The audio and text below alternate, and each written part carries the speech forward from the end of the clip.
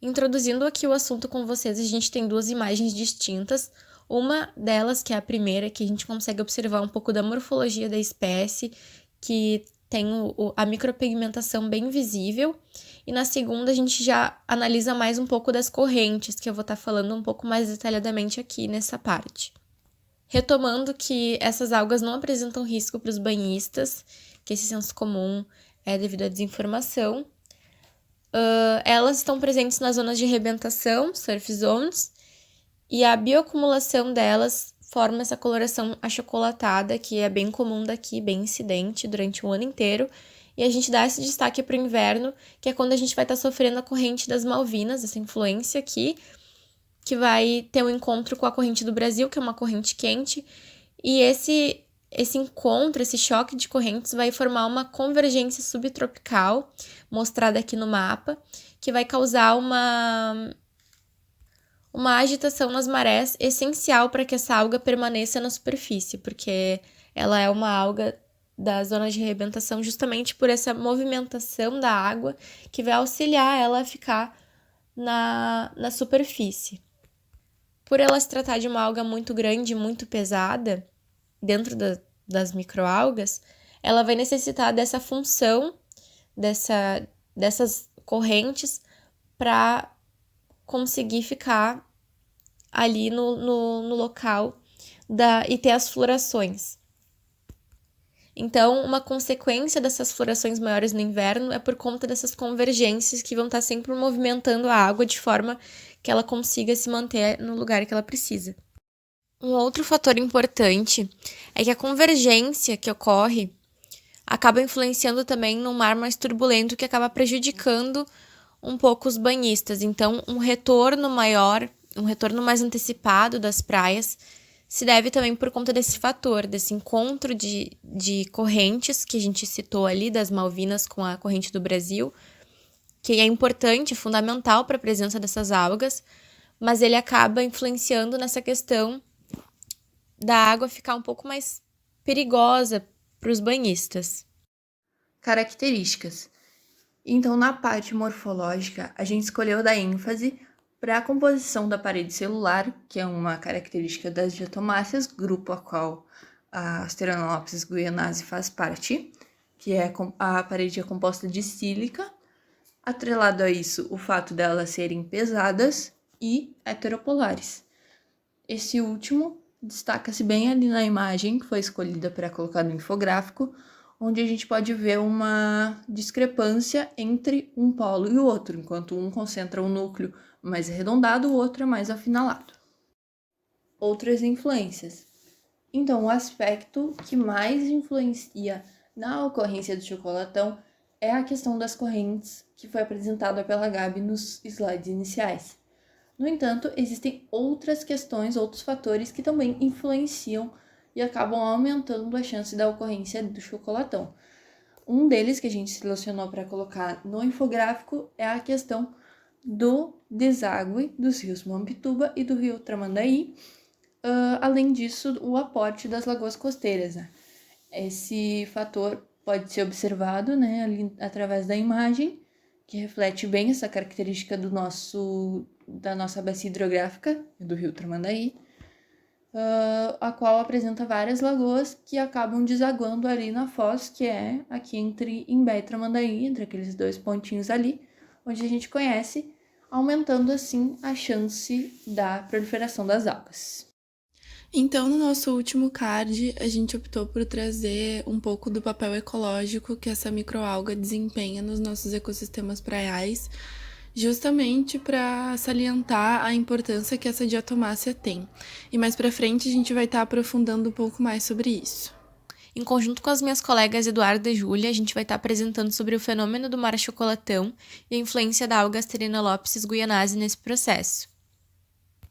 Optamos por uma paleta de cores mais amarronzada como uma forma de linkar com a coloração das marés devido ao fenômeno do acúmulo dessa diatomácea penada nas zonas de arrebentação.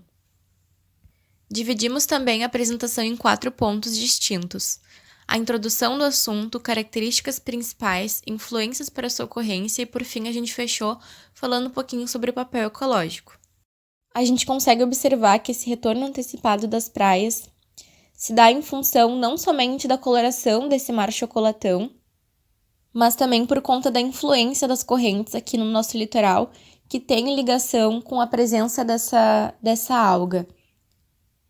Abordando aqui o mapa das correntes, a gente percebe a influência maior das correntes frias ao sul e das correntes quentes ao norte. No Brasil, a gente percebe aqui que tem duas correntes principais influenciando, e uma delas, que é a que influencia o nosso litoral, é a das Malvinas. Então, a gente dá um destaque maior para a presença dessa microalga no inverno. Então, falando das características dessa microalga, a parte morfológica, ela é uma diatomácea, né? Então, sendo uma diatomácea, apresenta aquela parede celular que é a única desse grupo, composta de SiO2, o dióxido de silício, que a gente conhece popularmente como sílica, né? Mas essa estrutura é uma espécie de vidro e é justamente por isso que elas acabam sendo pesadas, né? Por causa dessa composição da parede celular. Outro fator é que elas são heteropolares, porque o núcleo se concentra ali naquelas bolinhas que vocês estão vendo na tela, de um lado, né? Como se faltasse a outra metade do outro lado. Além disso, elas são penadas, naquele formato ali que está sendo mostrado na imagem 2 e 4, que são repetidas, que foi apresentado em aula com a simetria bilateral presente. Então, a coloração dessa microalga, quando analisada microscopicamente, é dourada. Uma amostra dessa acumulação apresenta uma densidade maior do que 1 milhão de células por mililitro, e é por isso que, para a gente, o fenômeno do chocolatão apresenta essa cor marrom. Essa diatomácea pode ser caracterizada como uma das maiores do fitoplâncton. E para falar sobre tamanho, a gente trouxe essa imagem que busca ilustrar e tornar um pouco mais palpável esses tamanhos muito pequenos quando a gente trata de microalgas, né? Então, a Asterianelopsis guionnusii estaria caracterizada entre 10 e 100 micrômetros, porque uma célula dessa diatomácea tem 50 micrômetros. E isso seria quase como comparar uma orca a uma cidade grande como Manhattan. Aprofundando um pouco mais sobre aquilo que eu falei anteriormente das outras influências, eu vou dar ênfase aqui nesse mapa, começando lá em cima. Vocês podem perceber, depois do pontinho de Torres, tem o rio Mampituba, que ele deságua no mar. Seguindo abaixo dele, a linha da costa, a gente percebe diversas lagoas presentes ali. Essas lagoas, elas têm uma característica bem peculiar, que é uma característica da bacia hidrográfica do rio Tramandaí, que elas são interligadas. Então, elas possuem canaizinhos que interligam uma a outra. E essa característica aumenta a acumulação da matéria orgânica. Imaginem só, a matéria orgânica que sai lá de cima. Aquela lagoa maior, que é a maior da bacia, é a Lagoa de Itapeva. Então, partindo dela, a matéria orgânica que está lá em cima, ela vai descendo, vai passando por todas essas lagoas e laguna, todos esses canaizinhos. Imaginem o quão super nutritiva ela vai chegar aqui embaixo na foz.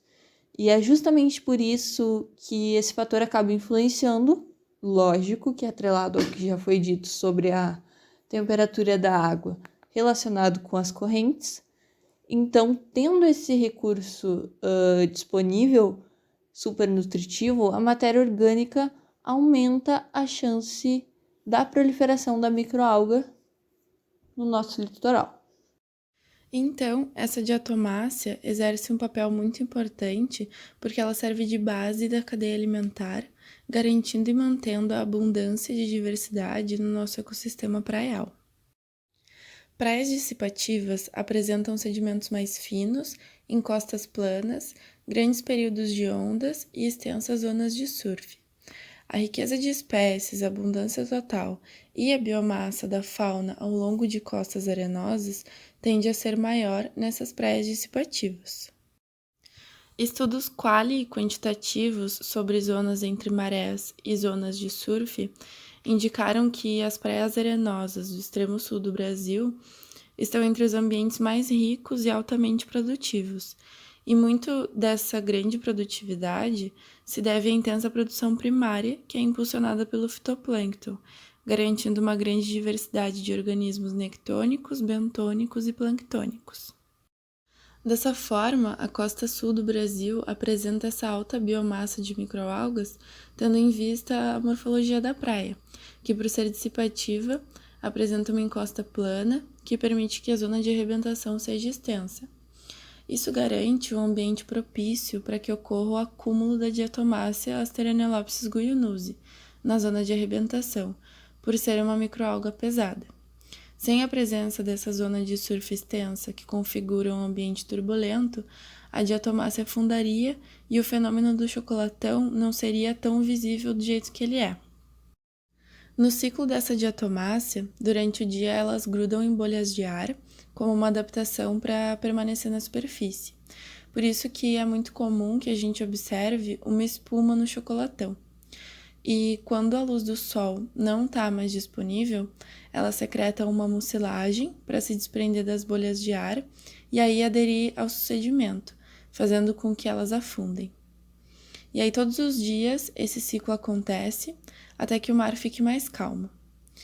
As principais forças que impulsionam o fenômeno do chocolatão são meteorológicas. Então, elas ficam esperando, entre aspas, uma tempestade para que o mar fique turbulento e, assim, elas voltem para a superfície. Essa diatomácea serve de fonte de alimento para organismos que vivem nas zonas entre marés, como, por exemplo, os bivalves Amarylladesma mactroides e Donax hanleyanus, e crustáceos como o Emerita brasiliensis. Em um estudo da ecologia da areia em praias do sul do Brasil, ao analisar a produção anual, o Giannuca verificou que essas espécies representaram mais de 95% da produção secundária em zonas de surf. E aí, assim, elas transferem porções substanciais de matéria orgânica para consumidores secundários, que são presas para predadores intermediários e do topo da cadeia alimentar, como, por exemplo, aves, caranguejos do supra- e infralitoral e peixes. Ainda, a grande produção primária dessa diatomácea influencia indiretamente a vida de 3.500 a 5.000 pescadores artesanais, porque ela compõe a cadeia alimentar da tainha, que por sua vez representa um dos maiores e principais recursos pesqueiros da nossa região. Dessa forma, a Asteranelopsis guionnusii exerce também um papel muito importante no âmbito econômico.